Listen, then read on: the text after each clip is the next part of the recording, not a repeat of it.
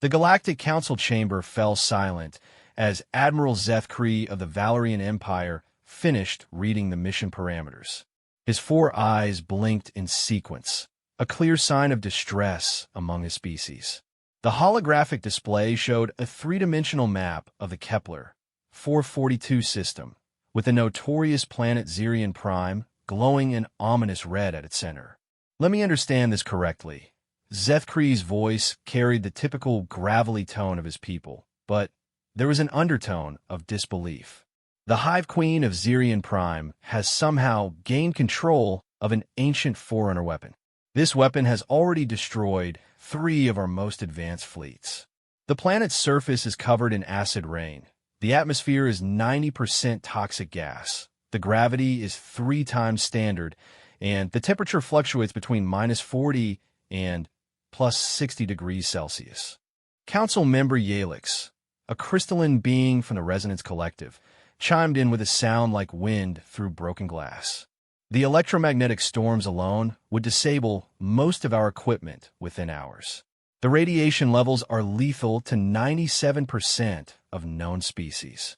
And the indigenous creatures... She paused, her crystalline structure dimming. The reconnaissance data shows predators the size of our battle cruisers. The Terran representative, Ambassador Sarah Chun, sat quietly at the far end of the council table. She was a small woman by human standards, barely 5 feet tall, with graying hair and laugh lines around her eyes. To the other council members, she looked impossibly fragile compared to their various chitinous shells, crystalline forms, and armored hides. The Hive Queen has issued an ultimatum, continued Admiral Zethkree. Surrender the outer colonies, or she will use the Forerunner weapon to sterilize every inhabited world in this sector. Our analysis suggests she has the capability to follow through on this threat. Elder Vormak of the Stone Fathers, whose species resembled living mountains, rumbled his agreement. Our combined fleets cannot penetrate the planet's defenses. The atmospheric interference renders our long-range weapons useless. Any landing force would need to traverse 200 kilometers of the most hostile terrain in known space to reach the weapons control center. Which brings us to the unfortunate conclusion, Zethkree said, his voice heavy with resignation, that this mission is simply impossible. We must consider evacuation protocols for the threatened systems. Ambassador Chen finally spoke up. If I may, Admiral, what exactly makes this mission impossible? The question seemed to surprise the other council members. Yalix's crystalline form brightened with what might have been amusement. Ambassador Chun, surely your intelligence reports have informed you of the conditions on Zirion Prime. No ground force could survive such an environment. The acid rain alone would dissolve most protective equipment within the first hour, added Elder Vormak. The indigenous predators hunt in packs and can detect the electromagnetic signatures of our technology from vast distances. The terrain is a maze of crystalline formations that interfere with navigation systems. She nodded thoughtfully. I see. And you need a small team to infiltrate the planet, reach the control center, and disable the weapon? In theory, yes, Admiral Zethkree replied. But, as we have established, such a mission is pure suicide. We estimate a 0% probability of success. Interesting, Chen said, pulling up her own datapad. My government would like to volunteer for this mission. The chamber fell into stunned silence. Council member Yalix's crystalline form went completely dark for a moment before blazing back to life. Ambassador, I fear you may not have fully comprehended the briefing. This is not a diplomatic mission. This is a combat operation in the most hostile environment imaginable. With respect, Chen replied calmly, I understood perfectly. Earth would like to send a small team to handle this situation. Elder Vormak's mountain-like form shifted, causing a sound like an avalanche. Ambassador Chun, humans are among the most fragile species in the galaxy. Your homeworld is a paradise compared to Zirion Prime. Your people cannot survive in environments that would barely challenge our weakest civilians. Admiral Zethkree leaned forward, his 4 eyes focusing intently on the human representative. Ambassador, I have great respect for human determination, but this is not a matter of courage or willpower. The environmental conditions alone would kill an unprotected human in minutes. Chun smiled, and there is something in that expression that made several council members uneasy, though they couldn't quite identify why. Admiral, I appreciate your concern for human welfare. However, I think you may have some misconceptions about my species. She stood and activated her own holographic display. The image showed Earth rotating slowly in space, looking peaceful and blue. This is my homeworld, as you know. What you may not realize is that humans didn't evolve in the garden paradise you see here. We made it into one. The image shifted, showing various landscapes on Earth. Scorching deserts where the sand could reach temperatures of 70 degrees Celsius. Frozen tundra where the temperature dropped to -60. Mountain peaks where the air was so thin that most species would suffocate. Ocean depths where the pressure would crush most known spacecraft. Humans have not only survived in these environments, Chin continued, we've thrived in them. We've built cities in deserts, established research stations in Antarctica, and scaled mountains that reach into space itself. Councilmember Yalix's light dimmed skeptically. But, Ambassador, those are still far more hospitable than Xerion Prime. Are they? Chin asked, her smile widening. The holographic display changed again, showing industrial sites on Earth. Factories where humans worked in temperatures exceeding 80 degrees Celsius. Mining operations in conditions that would be lethal to most species. Deep-sea installations where the pressure was crushing and the environment completely toxic to air-breathing life. You see, Chun explained, humans have this peculiar trait. When faced with an impossible environment, we don't retreat. We adapt. We modify ourselves, our equipment, and our tactics until the impossible becomes routine. She gestured to the display, showing Xerion Prime's conditions. Acid rain. We have workers who maintain equipment in environments far more corrosive. Extreme gravity. We train our astronauts in centrifuges that generate forces far beyond what you've described. Radiation. We have people who work inside nuclear reactors as a matter of routine. Admiral Zethkree's eyes blinked in rapid succession. But the indigenous predators. Admiral, Chen interrupted gently. Humans are predators. We're the end result of millions of years of evolution on a world where nearly everything was trying to kill us. We survived ice ages, volcanic winters, and mass extinctions that wiped out most other species on our planet. The chamber was silent as the implications of her words sank in. Elder Vormak was the first to speak. You're suggesting that what we consider an impossible suicide mission, humans consider manageable. Chen's smile became almost predatory. Elder Vormak, I'm suggesting that what you consider impossible conditions, humans consider a challenging work environment. We have a saying on Earth. The difficult we do immediately. The impossible takes a little longer. She pulled up another display, this one showing human soldiers in various extreme environments. Desert warfare in temperatures that would cook most species. Arctic operations in cold that would flash freeze exposed flesh. Urban combat in ruins where the very air was toxic from chemical weapons. But, more importantly, Chen continued, humans have another trait that I think you've overlooked. We're pack hunters. We work together. When one of us falls, the others adapt and continue. When faced with impossible odds, we don't calculate probabilities of success. We find a way to win. The holographic display showed historical footage of human military operations. Small teams of soldiers accomplishing objectives that seemed impossible given their limited numbers and equipment. The images were silent, but somehow that made them more ominous. I'm not saying this mission will be easy, Chen admitted. I'm saying it's exactly the kind of challenge that humans specialize in. You see an environment that will kill anyone who enters it. We see a problem that needs solving. Councilmember Yalix's crystalline form pulsed with nervous energy. But, Ambassador, even if humans could somehow survive the environment, the tactical situation is impossible. The Hive Queen has thousands of warriors protecting the weapon. The approach to the control center is through a narrow canyon that can be easily defended. Chen nodded. That does sound challenging. However, I think you may be approaching this from the wrong angle. You're thinking about this as a conventional military assault. Humans tend to be more creative in our problem solving. She activated a new display showing Earth's military history. Small teams infiltrating heavily defended positions. Unconventional tactics that turned apparent disadvantages into strategic advantages. Victories achieved through methods that other species would never consider. For example, Chun said, "You mentioned the narrow canyon as a defensive advantage for the enemy." A human tactical team would see it as a funnel that concentrates enemy forces in a predictable location. The environmental hazards you've described would actually work to our advantage, making it impossible for the Hive Queen to use her numerical superiority effectively.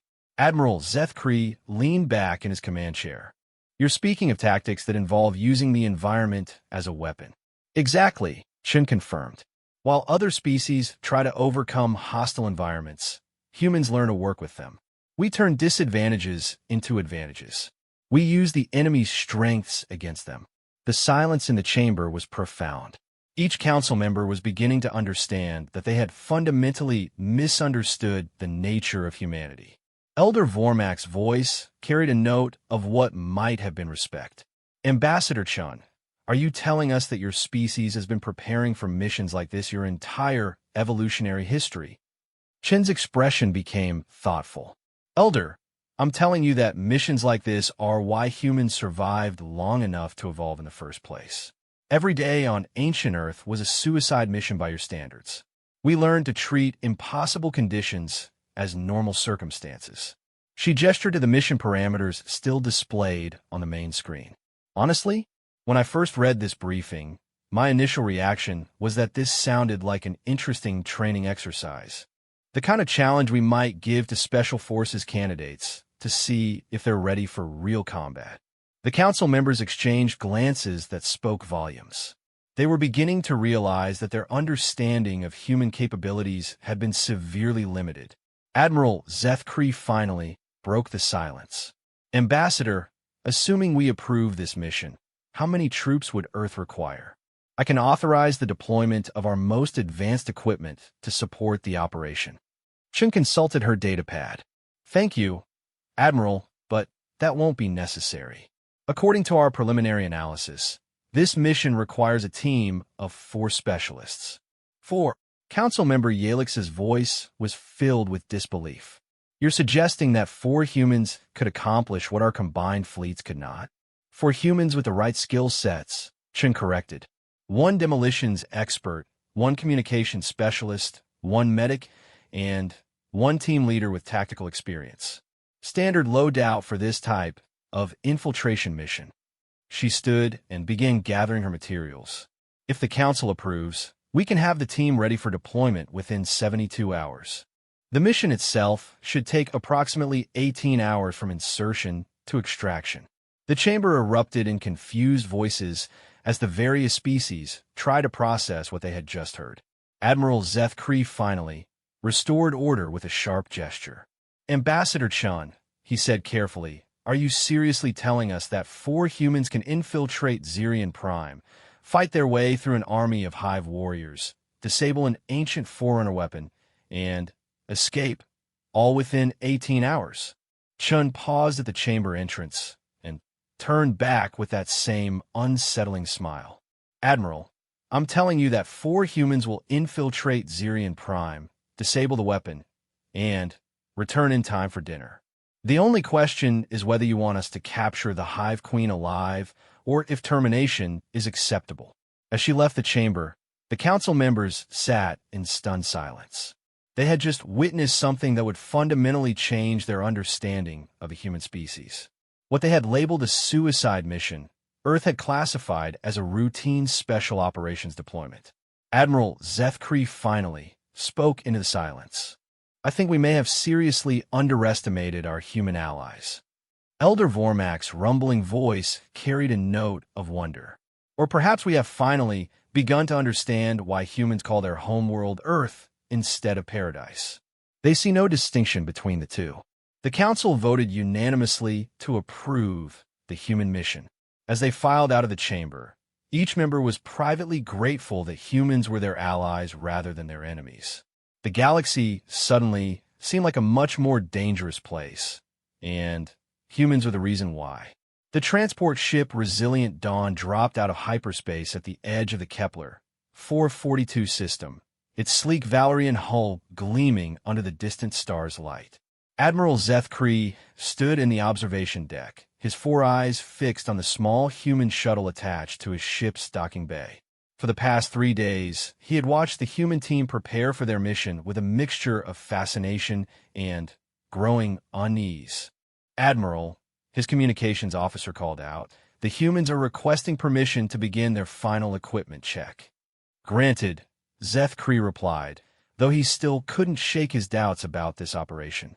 "Patch me through to their shuttle." The main screen flickered to life, showing the interior of the human vessel. What Zeth Kree saw there challenged everything he thought he understood about military preparedness. The 4 humans were not wearing massive environmental suits or carrying the heavy equipment he had expected. Instead, they looked almost casual in their preparation. The team leader, Captain Marcus Rodriguez, was a man of medium build with graying temples and calm brown eyes. He was checking what appeared to be a relatively standard combat suit. Though Zeth Kree noticed it was far lighter than anything the Galactic Council forces use for extreme environments. "Captain Rodriguez," the Admiral called out, "I trust your preparations are proceeding satisfactorily?" Rodriguez looked up at the camera and smiled. "Everything's on schedule, Admiral. We appreciate the ride." Next to him, Sergeant Lisa Park, the demolitions expert, was organizing her equipment with methodical precision. She was a small woman with short black hair and intense green eyes. What caught Zeth Kree's attention was that her explosive devices took up remarkably little space. Yet according to their specifications, each one was powerful enough to level a building. "Captain," Zeth Kree said hesitantly, "I notice your equipment loadout appears rather minimal. Are you certain you have everything required for the mission?" The third team member, Corporal James Mitchell, looked up from where he was calibrating communication equipment. He was tall and lanky, with the kind of pale complexion that suggested he spent most of his time working with electronics rather than in the field.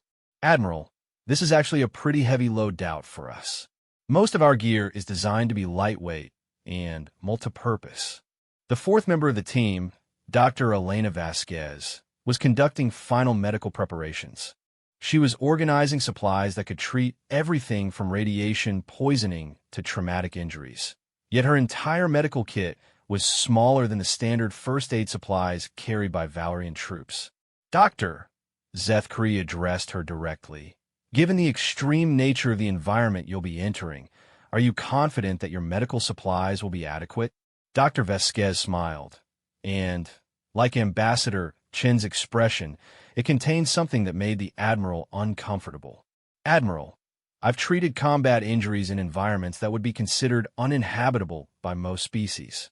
Zirian Prime is certainly challenging, but it's within acceptable parameters for human operations." Rodriguez stepped closer to the camera. "Admiral, I think there might be some confusion about how humans approach this kind of mission. May I show you something?" "Please do, Captain." Rodriguez activated a holographic display within the shuttle. It showed detailed schematics of their equipment, but more importantly, it showed how each piece was designed to work in multiple capacities. Their communication equipment doubled as navigation and electronic warfare systems. Their medical supplies included components that could be used to create improvised weapons or tools. Even their food rations could be converted into explosive compounds if necessary. "You see," Rodriguez explained, "when humans prepare for hostile environments, we don't just bring equipment to overcome the challenges. We bring equipment that turns the challenges into advantages." Sergeant Park looked up from her explosives. "For instance, the acid rain on Zirian Prime isn't just an environmental hazard for us. It's a weapon delivery system. I can use the natural corrosive properties of the atmosphere to enhance the effectiveness of our demolition charges." Corporal Mitchell nodded agreement.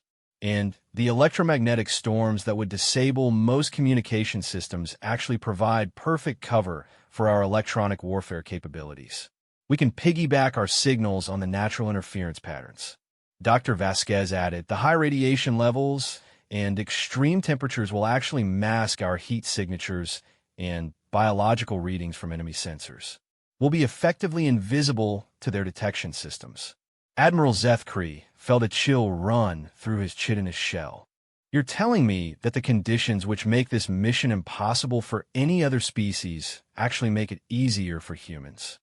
Not easier, Rodriguez corrected. Different. Humans don't fight against hostile environments. We become part of them. We use them as allies. The Admiral activated his own display, showing real-time reconnaissance data from Zirian Prime. Captain, according to our latest intelligence, the Hive Queen has reinforced her defenses since learning of the Council's plans. She now has over 5,000 warriors protecting the weapons site. Understood, Rodriguez replied without concern. Has she changed the patrol patterns? Yes, and she's deployed additional sensor networks throughout the canyon approaches. Good, Sergeant Park said, causing several Valerian crew members to stare at her. Predictable patrol patterns and static sensor networks make our job easier. How could additional defenses make your mission easier? Zethkri asked, genuinely confused.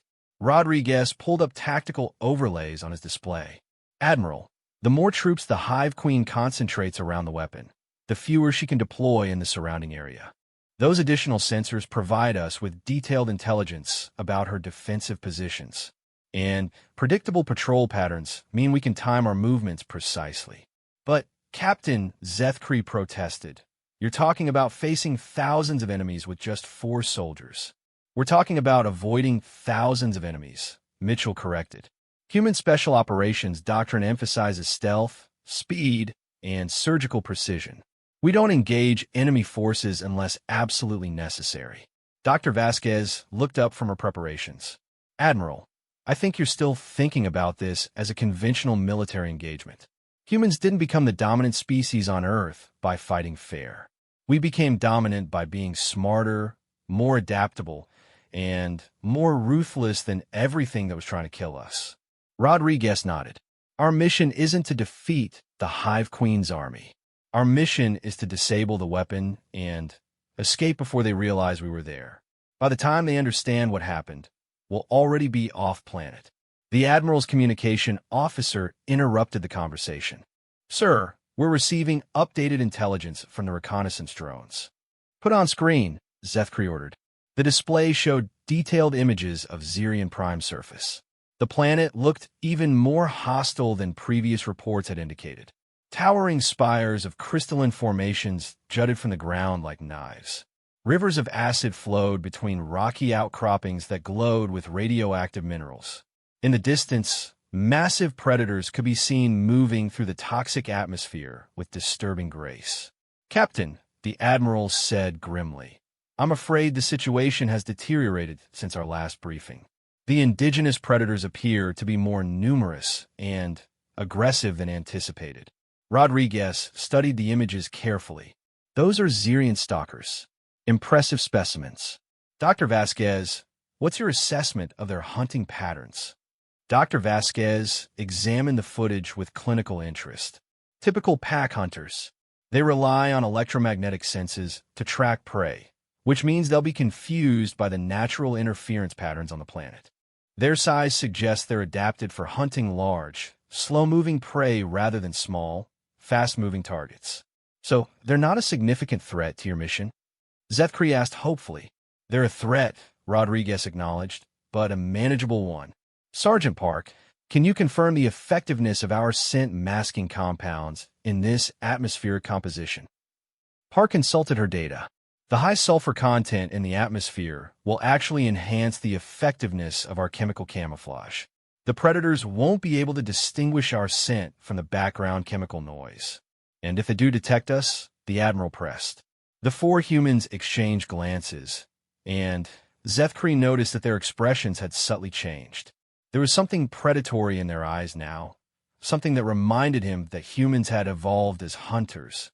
Admiral, Rodriguez said quietly, Zirian stalkers are impressive predators on their homeworld. But Humans are the apex predators from a world where everything was trying to kill us. If those creatures force a confrontation, they'll discover why humans are the only species to have never lost a member to indigenous wildlife on any world we've colonized.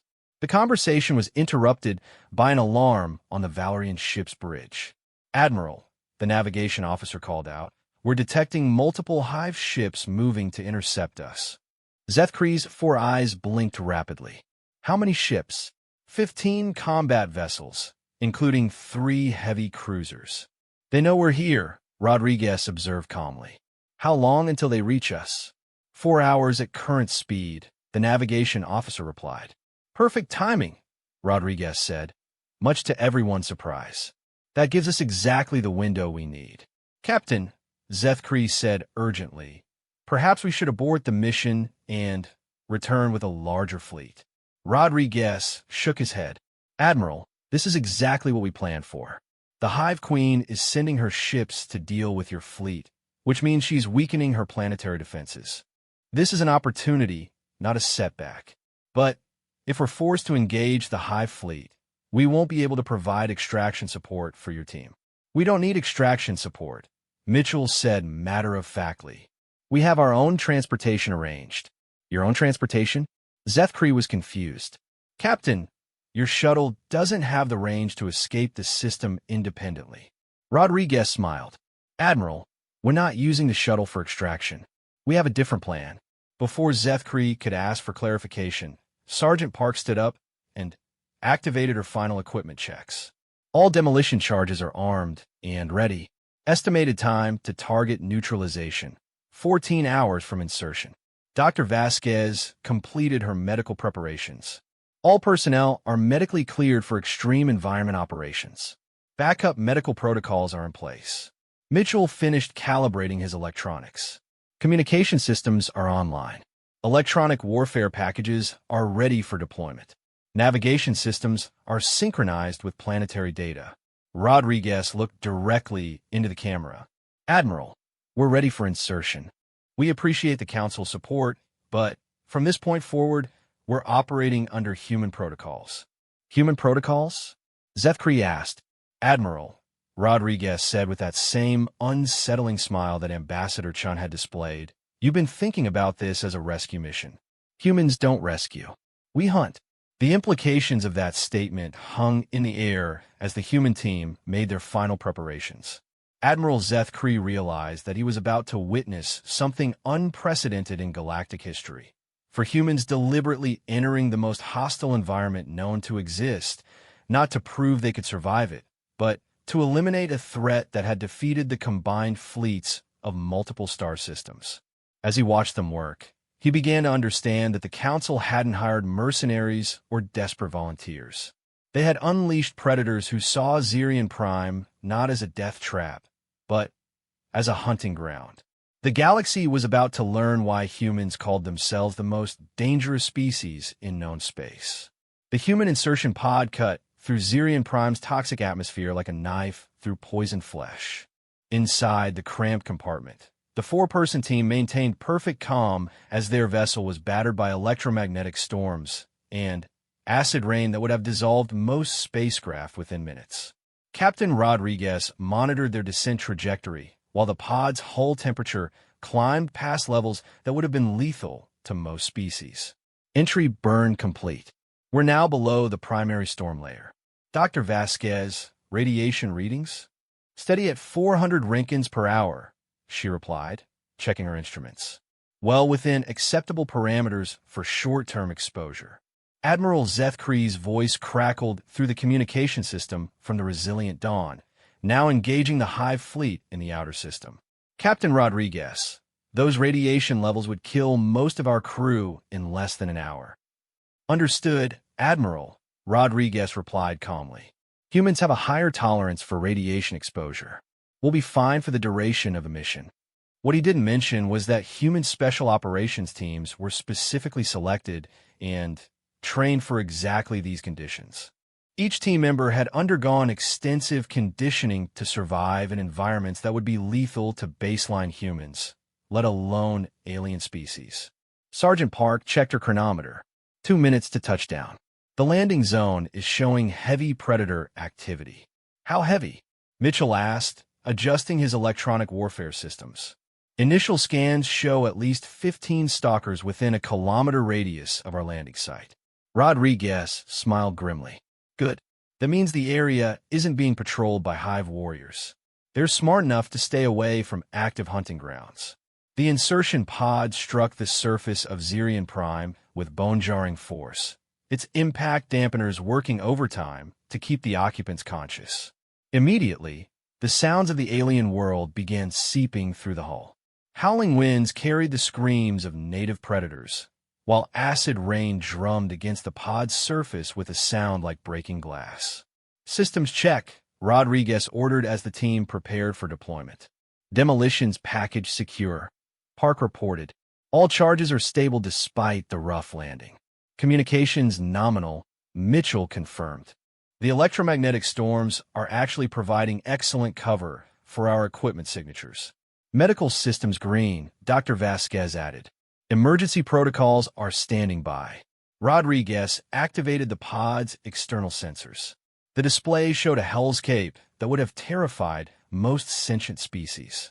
Jagged crystalline formations reached toward a sky that burned with corrosive clouds. The ground itself seemed to writhe with movement as various predators stalked through pools of acid that glowed with radioactive contamination. Welcome to Zirian Prime, Rodriguez said quietly. Remember, we're not visitors here. We're hunters entering someone else's territory. The pod's hatch hissed open, and immediately the cabin was filled with the planet's toxic atmosphere.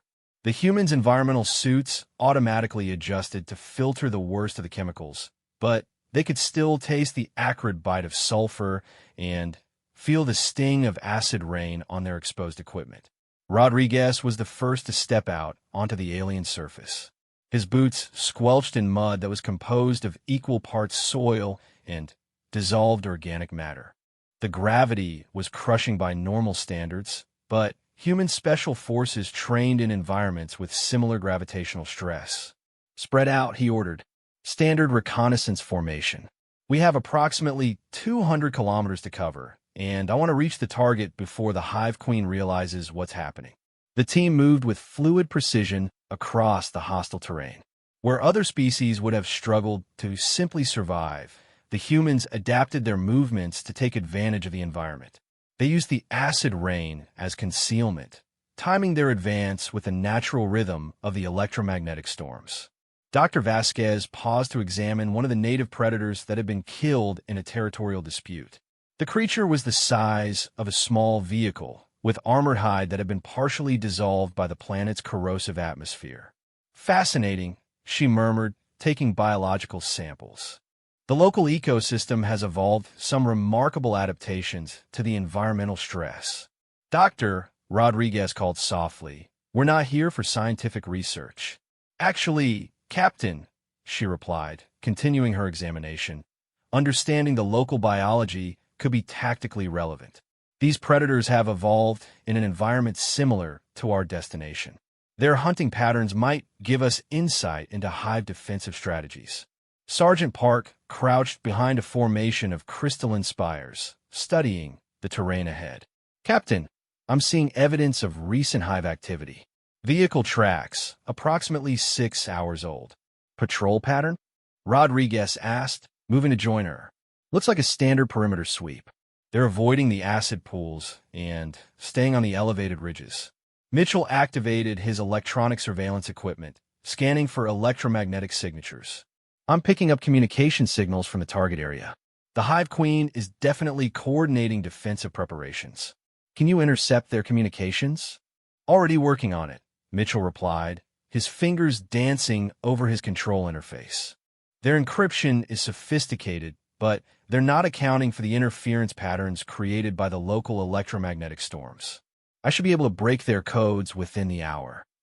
The team continued their advance, moving through terrain that would have been impassable to most species. They traversed fields of razor-sharp crystal formations, waded through pools of acid that would have dissolved conventional equipment, and climbed cliffs that crumbled under the constant assault of corrosive rain. As they traveled, they encountered the planet's wildlife.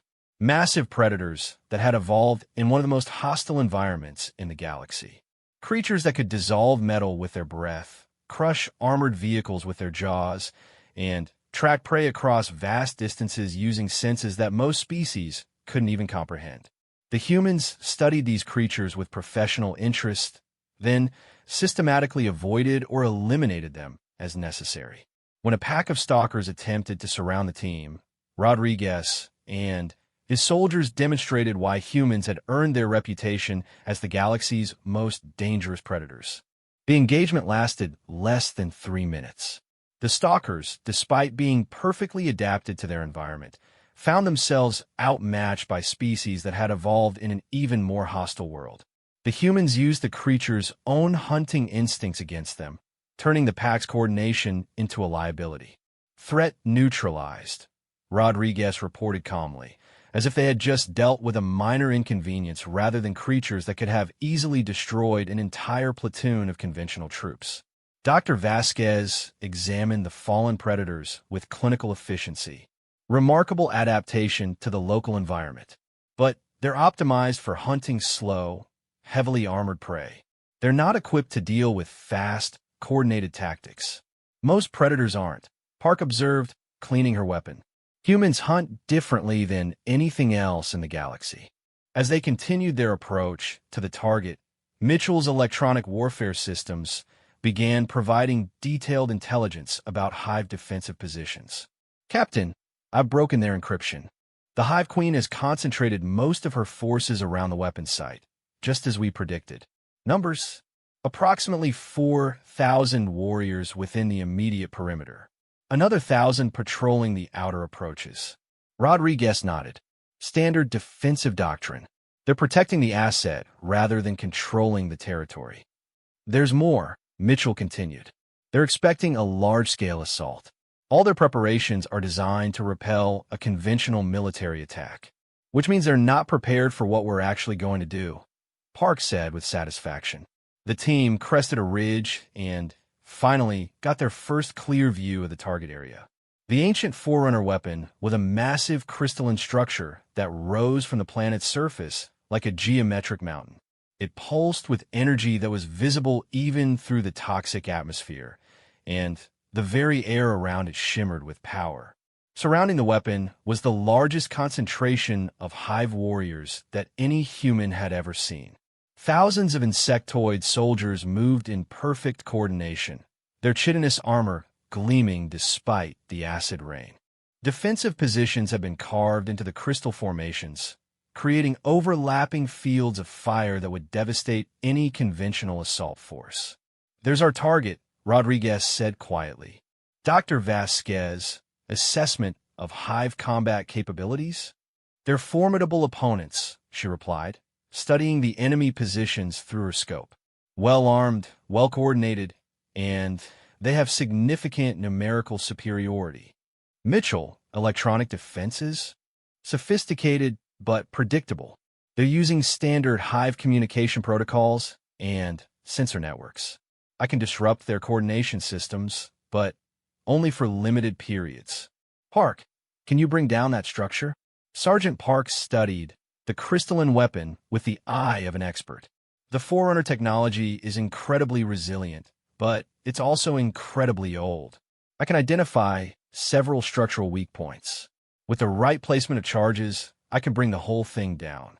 Rodriguez smiled, that predatory smile that had become characteristic of humans in combat situations. Then, we proceed with the mission. Remember, we're not here to fight the Hive army. We're here to eliminate their weapon and escape before they understand what happened.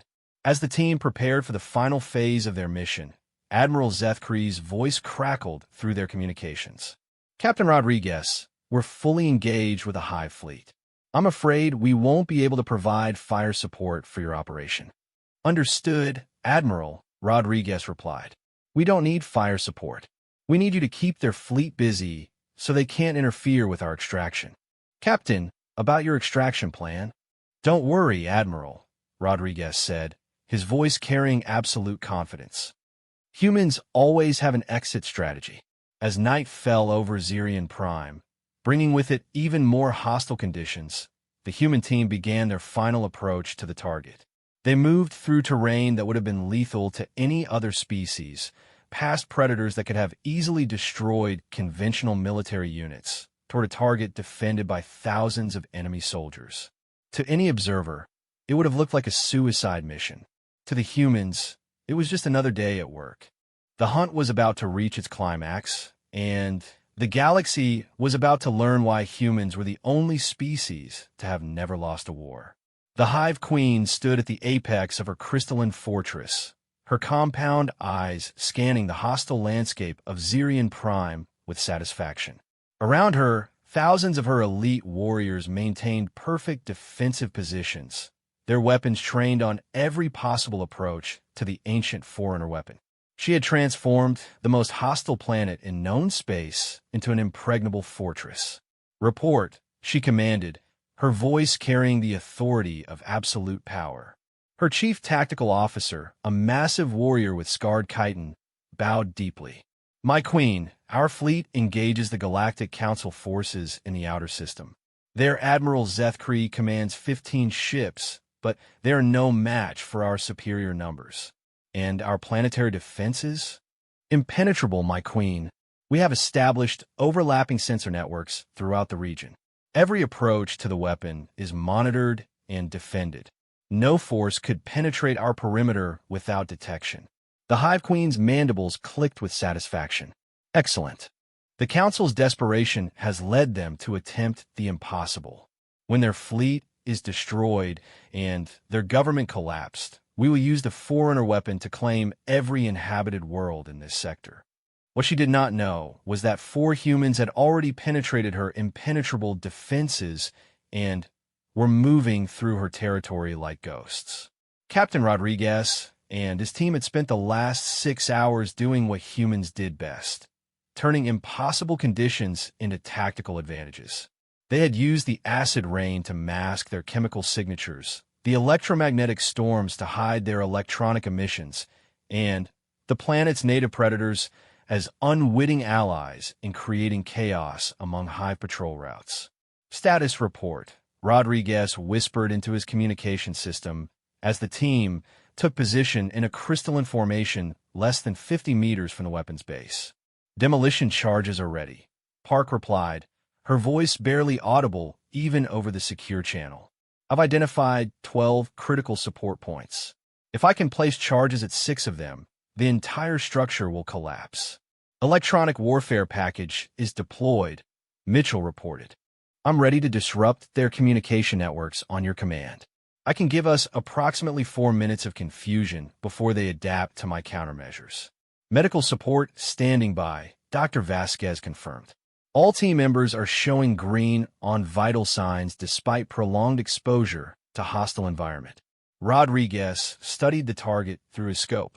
The Forerunner weapon pulsed with energy that made the air itself shimmer. Hive warriors moved in precise patterns around its base, their discipline perfect, their alertness absolute.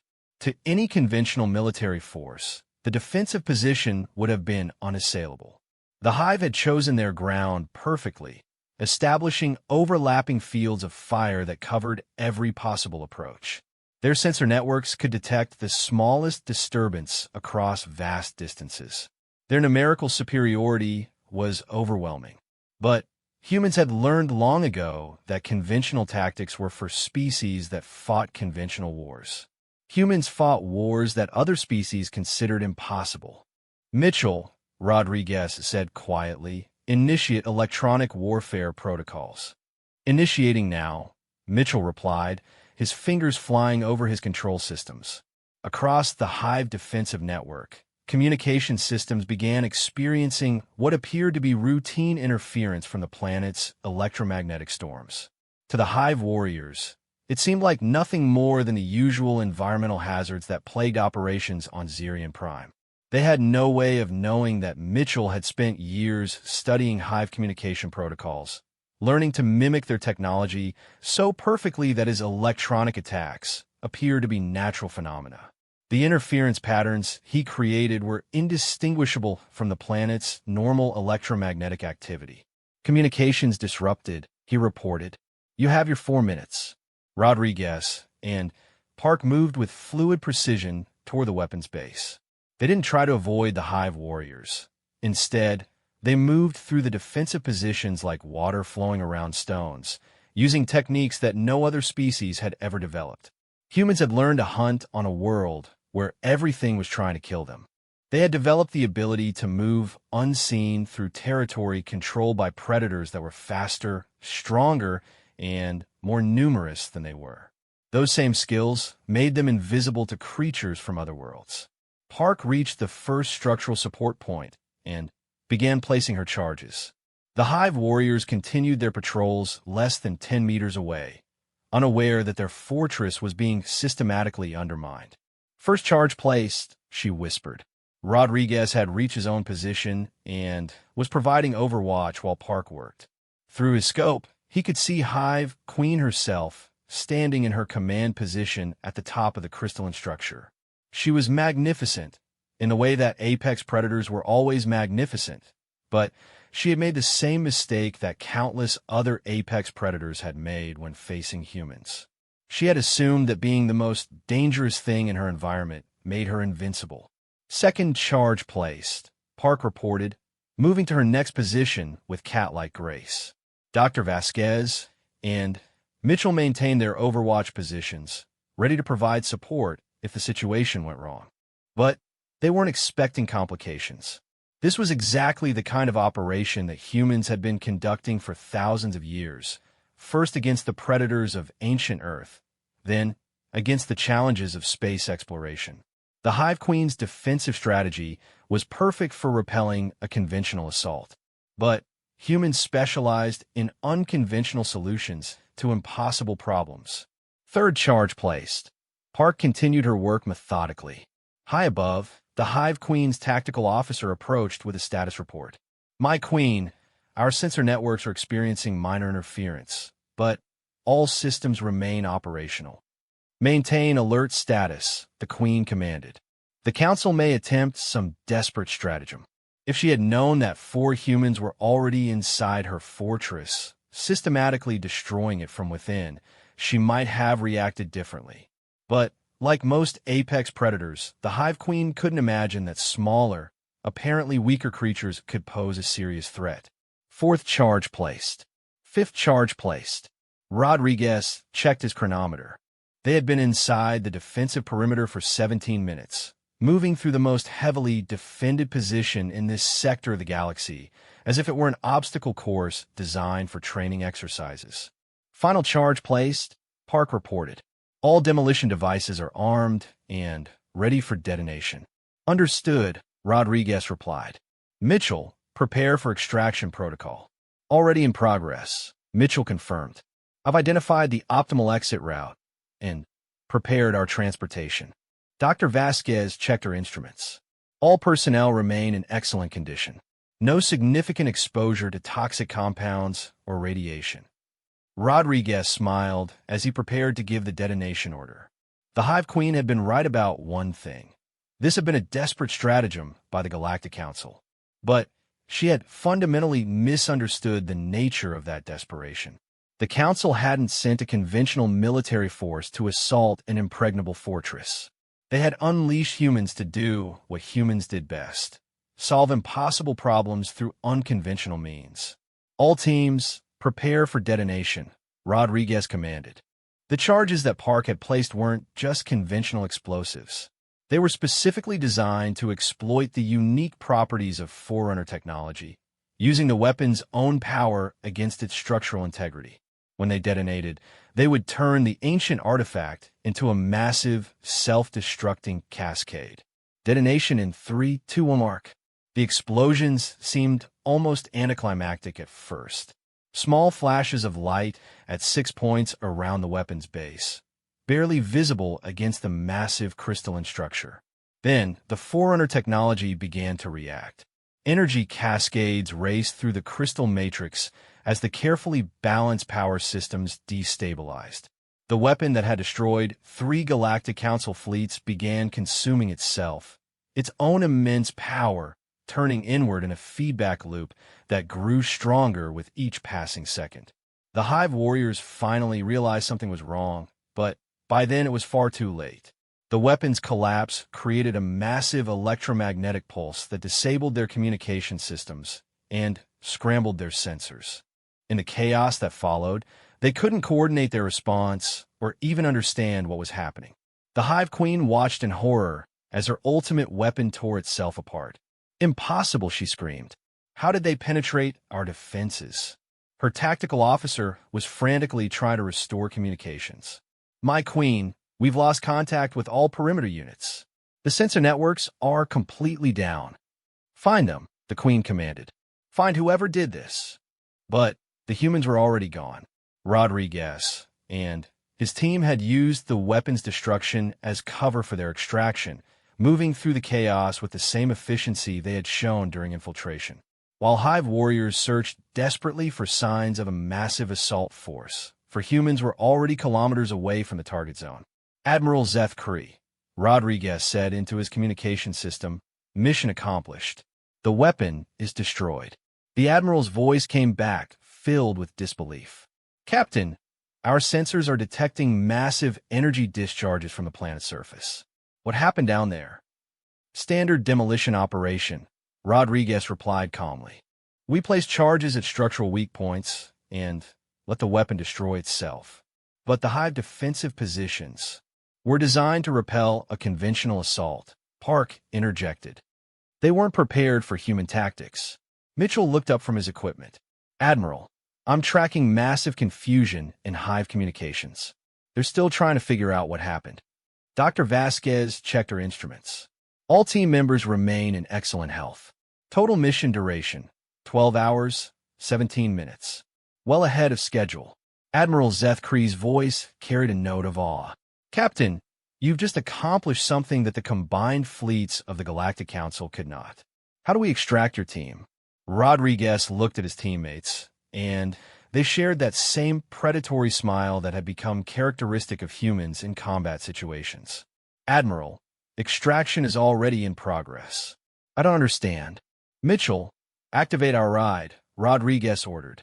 The communications specialist activated a concealed beacon, and within minutes, a sleek human stealth ship materialized from the toxic atmosphere. It had been hiding in the electromagnetic storms, invisible to Hive sensors, waiting for the mission to be completed. "Admiral," Rodriguez said as his team boarded their extraction vessel, "this is how humans conduct special operations. We don't rely on external support for extraction because we always bring our own way home." As the human ship disappeared into Zerion Prime's hostile atmosphere, Admiral Zeth Kree finally understood what Ambassador Chun had been trying to tell the Galactic Council. Humans didn't just survive in impossible environments, they thrived in them. They didn't just overcome impossible odds, they made the impossible look routine. On the planet's surface, the Hive Queen stood among the ruins of her ultimate weapon, her compound eyes staring at the wreckage in disbelief. Her impregnable fortress had been penetrated and destroyed by an enemy she had never even seen. "My queen," her tactical officer said hesitantly, "we found evidence of the attackers." "Show me," she commanded. The warrior produced a small device that had been left behind, apparently by accident. When activated, it projected a holographic message. Ambassador Chen's image appeared, smiling that same unsettling smile. "Your Majesty," the hologram said politely, "the Galactic Council thanks you for your cooperation in eliminating this dangerous weapon. As promised, we have resolved the situation with minimal loss of life. We hope this demonstrates that humans prefer diplomatic solutions to unnecessary conflict." The message paused, and Chen's expression became more serious. "However, should you choose to threaten any member worlds of the Galactic Council in the future, please remember that what you have experienced today represents a standard human peacekeeping operation. We have considerably more aggressive options available." The hologram smiled one final time. "Have a pleasant day." The Hive Queen stared at the message in stunned silence. She had been defeated not by a massive invasion force, not by superior technology, not by overwhelming firepower. She had been defeated by 4 individuals who had treated her ultimate fortress as a routine training exercise. For the first time in her long life, the Hive Queen understood fear. In the Galactic Council chambers, Ambassador Chun sat quietly as reports of the mission's success filtered in. The other council members stared at her with a mixture of respect and unease. Ambassador Admiral Zethkri said finally, "Your people have accomplished something remarkable." Chun nodded politely. "Thank you, Admiral. I hope this demonstrates that humans can be valuable allies to the Galactic Council and terrifying enemies to anyone who threatens the peace," Elder Vormak added quietly. Chin's smile was warm and diplomatic. "Elder, I prefer to think of humans as problem solvers. We simply have a different approach to solving problems than most species." Council member Yalix's crystalline form pulsed nervously. "Ambassador, your team made that mission look almost easy." "Every job is easy," Chin replied, "when you have the right tools and the right training. Humans have been preparing for missions like this for our entire evolutionary history." As the council session ended and the members filed out, each carried with them a new understanding of humanity's place in the galaxy. What other species considered impossible, humans considered routine. What other species called suicide missions, humans called Tuesday. The galaxy was a much safer place for those who called humans their allies, and a much more dangerous place for those who did not. Humanity had proven once again why they were the only species to have never lost a war. They didn't fight wars the way other species expected. They fought wars the way apex predators had always fought, by turning their enemies' strengths into weaknesses, by adapting to any environment, and by never giving up until the threat was eliminated. The Hive Queen's surrender came 3 days later, along with a formal request to join the Galactic Council as a peaceful member species. The request was approved unanimously.